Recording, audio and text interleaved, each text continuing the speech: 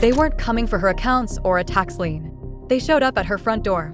A stranger in uniform, jaw shattered, carrying a court order with her name stamped across it. Nicki Minaj had one day to produce $500,000 or watch her home slip out of her hands. And here's the part no one saw coming. She wasn't the one who threw the punch. Her husband was. While her mansion hovered on the edge of foreclosure, Nicki was online raging at a journalist for covering a church protest. Sit with that for a second. Because this isn't petty celebrity mess. This is a blueprint of collapse, a slow, public unraveling people have been warning about for years. And every piece connects: the lawsuits, the MAGA turn, the immigration contradiction, the family secrets nobody wants named. So pause, because if you think this is about Don Lemon, you're missing the real story. By January 2025, Nicki Minaj was unraveling in real time, loudly and without restraint. Somehow, she decided Don Lemon was the villain. She posted a Chucky doll, mocked him with crude insults, called him disgusting, demanded jail time for doing what exactly? Don Lemon was live streaming a protest in Minnesota. Activists stormed a church service, halted Sunday worship, surrounded congregants, and chanted until the room felt volatile. Messy? Absolutely. But here's the detail Nicki skipped. One of that church's pastors wasn't just clergy, he was the acting director of the St. Paul Field Office for Federal Immigration Enforcement. This wasn't random hostility toward faith. It was a calculated protest aimed at power. Don Lemon wasn't provoking chaos. He was documenting it, explaining it, doing his job. Nicki saw a church and a protest and detonated. No research, no context, just fury. She cast herself as a guardian of religion, a warrior for sacred space. Except this was Nicki Minaj, an artist whose empire was built on provocation, explicit imagery, and controversy. Overnight, she wanted sainthood. The audience didn't buy it. And Don Lemon definitely didn't. He fired back publicly, saying he wasn't surprised that Nicki Minaj didn't understand journalism and was commenting on issues far beyond her grasp. Brutal. But he didn't stop there. He reached for a truth she likely hoped had faded. Her immigration story: Nicki was born in Trinidad and Tobago. She moved to the United States at 5 years old. In 2018, during the Trump-era family separation crisis, she posted that she herself arrived as an undocumented child. Her words are still online. Screenshots, don't forget. She spoke about terror, about children ripped from parents, about how cruel and inhumane the policy was. It was raw. It was personal. It was powerful. Fast forward to 2025, and that same Nicki Minaj is praising Trump, flirting openly with MAGA circles, smiling beside conservative influencers. The reversal is dizzying.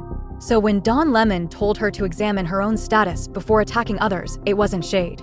It was exposure. Then DL Hughley stepped in, and he did not soften the blow.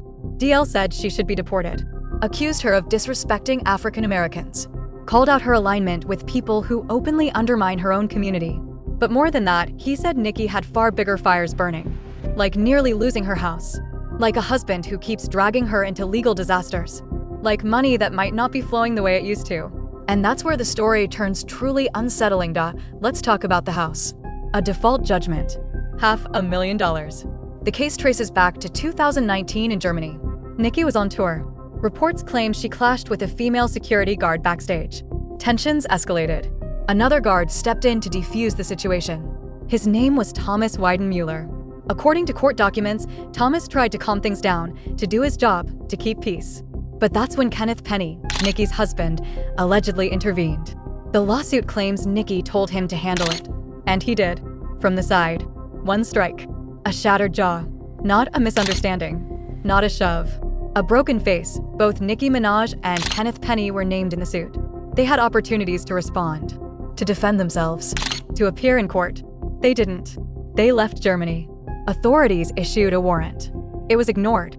So the court moved forward without them. Default judgment. Automatic loss. And even after that ruling, even after the verdict was sealed, the money never came. Time dragged on. Thomas and his lawyers ran out of patience and decided waiting was no longer an option. They went back to court with a blunt request: enforce the ruling. And they had a target in mind. Nicki Minaj's Hidden Hills mansion, the multi-million-dollar property she flaunted online, the one drenched in luxury, the one packed with enough equity to erase the debt in one strike. The judge didn't dismiss it. The paperwork moved forward. The gears started turning. A forced sale. Picture that for a second: Nicki Minaj watching her home slide toward auction. Not because she was broke, but because her husband allegedly lost control overseas. and she was seconds away from losing everything. Then, just 24 hours before the hammer could fall, the impossible happened. Nicki suddenly produced $500,000. Paid in full. Sales stopped. Disaster delayed. Fans rushed to cheer, framing it as strength, calling it a power move. But let's be real, scrambling to cover $500,000 at the last possible moment isn't dominance. It's panic. And the cruel irony? It wasn't even her violence.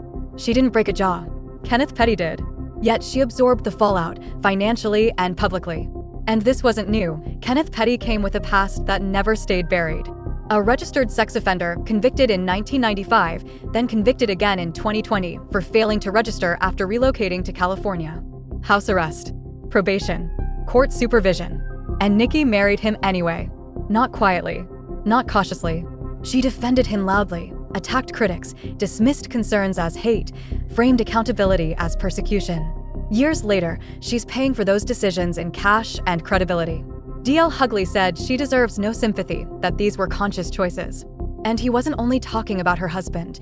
Then there's her brother, Nicki Minaj, arrested, charged with predatory sexual assault of a child. Tried in court. DNA evidence presented. Testimony heard. Convicted. Sentenced to 25 years to life. And Nicki still intervened, writing a plea to the judge, describing him as the most patient, gentle, generous man she knew. The letter went public. Shock rippled everywhere. Despite the evidence, despite the verdict, she stood by him, just as she stood by Kenneth. So when DL Hughley calls it a pattern, it's hard to argue. Over and over, Nicki Minaj shields men accused or convicted of harming the vulnerable. And people are finally asking, is this loyalty or is it something darker? Because loyalty without accountability isn't strength. It's permission. Now the walls are closing in. Lawsuits stack up. Money tightens. Public goodwill evaporates. And Nicki starts scrambling. Enter the MAGA turn. Suddenly she's popping up at conservative gatherings, praising Donald Trump, embracing influencers tied to policies that would have destroyed her own childhood story as an undocumented kid. The same policies she once condemned with tears and outrage. So what changed? Some say the money dried up. Deals stalled. Streams slowed. And when you're cutting massive checks for someone else's chaos, you hunt for new lifelines fast. Maybe the politics aren't the point. Maybe survival is, but that pivot comes with a cost. It pushes away the very communities that built her: Black women, LGBTQ+ fans, immigrants, the people she once claimed as her base. They see it now. The contradiction, the fear, the pattern. And they're done defending it. Because none of this was ever really about Don Lemon. He was just reporting, providing context, doing his job. Nicki turned him into a villain because she needed a smokescreen from the house, the lawsuits, Kenneth, the finances, the accountability she refuses to face. DL Hughley said it plainly, she has far bigger problems than Don Lemon. And he's right. While Nicki Minaj fights journalists online, the legal restraints remain, the financial pressure keeps mounting, the backlash keeps spreading, and the fractures grow wider. Talent can delay consequences. Fame can soften impact. Fans can excuse a lot. But none of that is permanent. Nicki Minaj is standing at a crossroads. She can retreat, refocus, rebuild, and reclaim control. Or she can keep lashing out, defending the indefensible, burning bridges, and chasing chaos. One road leads to redemption. The other leads to erasure. And judging by her momentum, she's running straight toward the second. Because this stopped being drama a long time ago.